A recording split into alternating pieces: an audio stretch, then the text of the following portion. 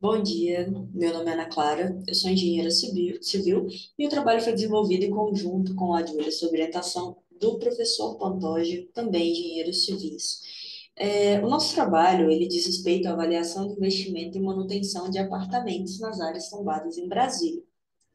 Para que a gente comece a falar um pouco do nosso trabalho, é importante contextualizar que Brasília é detentora de uma das maiores áreas tombadas do mundo, em torno de 112 quilômetros quadrados. Foi inscrita, inclusive, na lista de bens do Patrimônio Mundial da Unesco.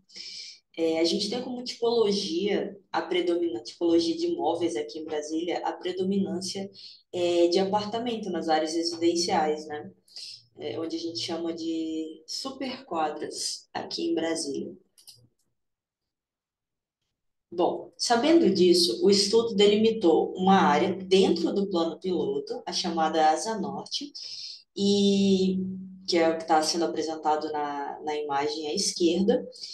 E para reduzir um pouco o espaço amostral do estudo, a gente restringiu para a tipologia de apartamento, como eu disse, uma das principais, só que de um quarto.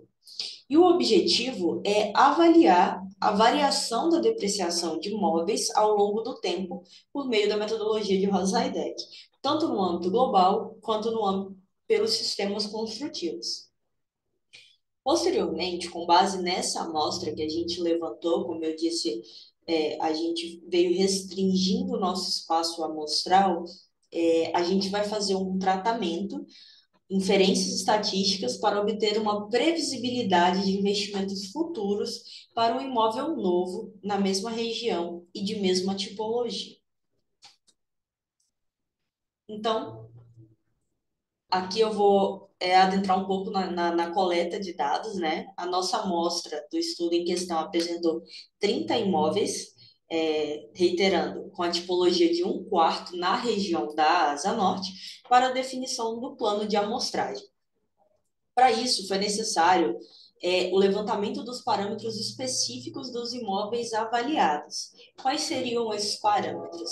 A área do imóvel, existência e ou quantidade de vagas nos apartamentos, as benfeitorias, acabamentos atrelados, piso, louça, armários, entre outros, e o valor do aluguel dos imóveis. É importante frisar esse ponto que o levantamento ele foi realizado diretamente com as corretoras atuantes na intermediação desses imóveis. Então, eles disponibilizaram a visitação, chave, né? Um histórico do apartamento, alguns pontos críticos, fotos, dados atualizados, enfim. Foi de suma importância esse contato para a veracidade dos dados.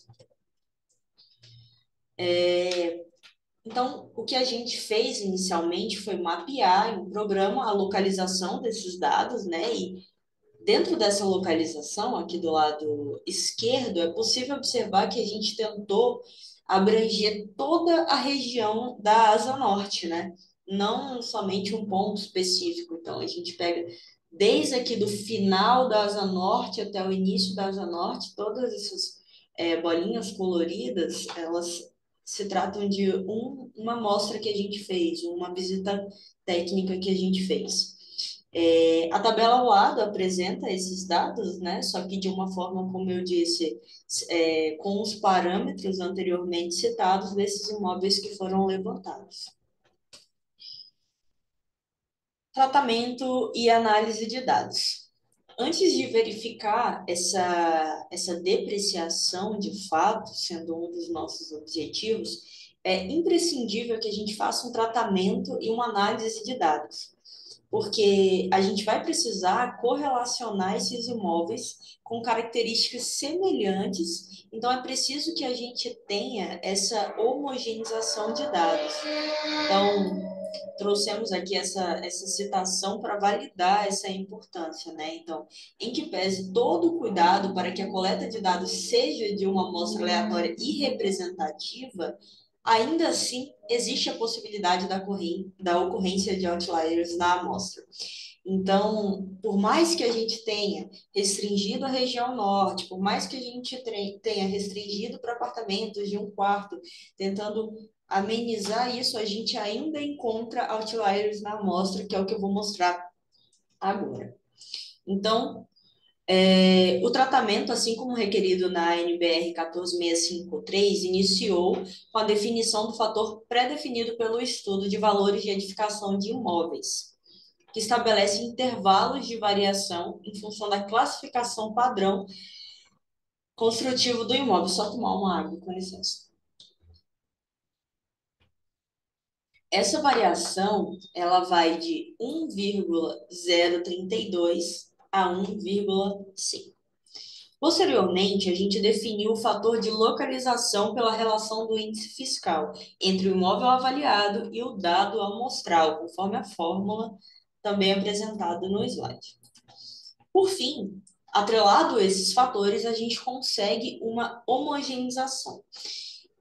O box plot, apresentado do lado direito da tela, ele é capaz de analisar esses outliers, ou seja, valores que foram dispersos do nosso espaço amostral. A gente consegue perceber que, sem o tratamento de dados, a gente observa 3 outliers no valor por metro quadrado, antes da homogeneização. Depois da homogeneização, apenas um imóvel se encontrava com o outlier. Então, a gente percebe agora, depois do tratamento, uma distribuição simétrica, em que a média centralizada na amplitude interquadrática, no caso, o nosso quadradinho do box plot, ele se encontra mais centralizado, que é o X, né? Então, isso permite visualizar dados mais homogêneos e passar para a próxima etapa, validando que a gente já tem dados tratados e que não vai destoar tanto da nossa amostra. Então, novamente, né, a gente já está assumindo que eles apresentam fatores coesos para uma análise em questão. Agora sim, a gente vai aplicar o método de Rose-Seidel, que consiste no método misto, só para dar também uma contextualizada sobre essa depreciação por meio do critério de Rose-Heideck. Consiste no método misto, considerando a idade real, que foi proposto por Ross, e o estado de conservação proposto por Heideck. E isso vai ser aplicado para 3 dos imóveis dentro da nossa análise de dados. Bom, aqui também é importante frisar que essa aplicação ela vai ser feita para 3 imóveis de idades distintas, mas que possuem um quarto mobiliado com garagem, para que a gente consiga garantir ainda mais a similaridade entre as análises decorrentes. Agora eu vou apresentar um pouco esses imóveis, as fotos, né, que foram tiradas. Então, e aonde eles se enquadram dentro daquela tabela que eu apresentei lá no início. Bom, o primeiro empreendimento selecionado, ele fica na 912 Norte, cujo ano de construção foi em 2003. O valor de investimento passado foi de 250 mil. Aí a gente tem as fotos. Quando a gente aplica esses dados à fórmula, né, ao cálculo de depreciação, na equação de Rose-Heideck, a gente consegue observar essa depreciação global, né, que no caso aqui a gente teve de 22,96%. O segundo imóvel é um apartamento de um quarto, com garagem também, como eu disse, na 911 Norte, já construído só no ano de 2009 e hoje com um valor de investimento de 289 mil reais. As fotos, apresentação do que foi levantado e um valor de depreciação de 13,17% na aplicação de Rose-Heideck. Já o terceiro empreendimento, ele foi construído nesse ano de 2022. Por ser um empreendimento novo, ele não apresenta um valor de depreciação e hoje também mobiliado, né? É importante destacar que eles têm o mesmo padrão e hoje ele está no investimento de 420 mil reais. Aí aqui a gente já consegue somente o mapa, né? Porque ele está saindo, já saiu, mas a época do estudo ele ainda estava em planta. Então, de forma sucinta, eu vou trazer os resultados dessas depreciações que a gente levantou. A depreciação global, ela é o somatório da depreciação individual de cada sistema construído que envolve o empreendimento. Então, aqui eu estou trazendo os dois, a global e a depreciação por sistema. Então, os resultados obtidos se mostram consistentes em uma proporção direta de depreciação. E a gente consegue observar que a necessidade de manutenção ao longo do tempo, ele é proporcional, tem uma proporcionalidade com o investimento.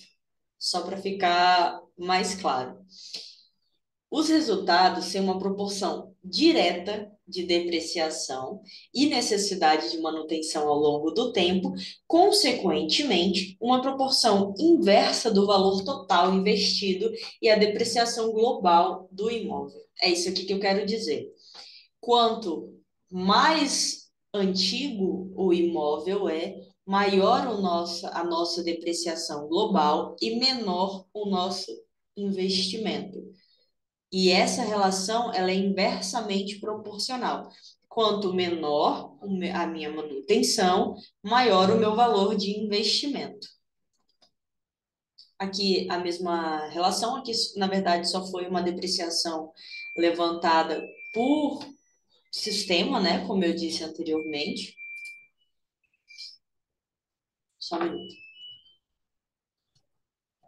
E finalmente, utilizando o processo de inferência estatística, a gente conseguiu observar essa previsão desse imóvel novo de 2022 ao longo do tempo, ou seja, essa depreciação e esse custo ao longo do tempo. Aqui é importante destacar que esses valores eles foram obtidos em uma mesma base do mercado, que foi em fevereiro de 2022. E aí, nesse gráfico, a gente consegue visualizar essa mesma relação de proporcionalidade. Então, à medida que o tempo vai passando, o meu investimento ele vai diminuindo e o meu fator de depreciação global ele vai aumentando. E é exatamente o que se esperava. Então, a gente conseguiu prever a partir de dados coesos, a partir de um tratamento de dados que foi desenvolvido, ou seja, minimizando a possibilidade de algumas interferências, alguns imóveis muito além, com valor muito além do esperado, ou por ser uma região mais selecionada, enfim, a gente conseguiu essa homogeneização para conseguir prever esse investimento ao longo dos próximos, a gente colocou aqui, botou 10 anos, ao longo dos próximos 10 anos, para esse imóvel novo de 2022. Então, agora chegando na conclusão, como eu disse, a gente conseguiu atingir com o objetivo esperado do artigo, e o qual foi primordial o tratamento de dados estatísticos, corroborando com a precisão de dados, como eu citei anteriormente. E no âmbito da depreciação, a relação do tempo com a depreciação para o mesmo tipo de imóvel se mostrou extremamente condizente, como a gente pôde observar no slide anterior. E, por fim, com a consolidação de dados, foi possível obter uma previsão de investimento futuro para o imóvel novo avaliado ao longo dos anos. Nossas referências. E é isso, a gente agradece em nome aqui dos demais autores, esperamos que tenham gostado e nos encontramos à disposição para qualquer esclarecimento. Obrigada.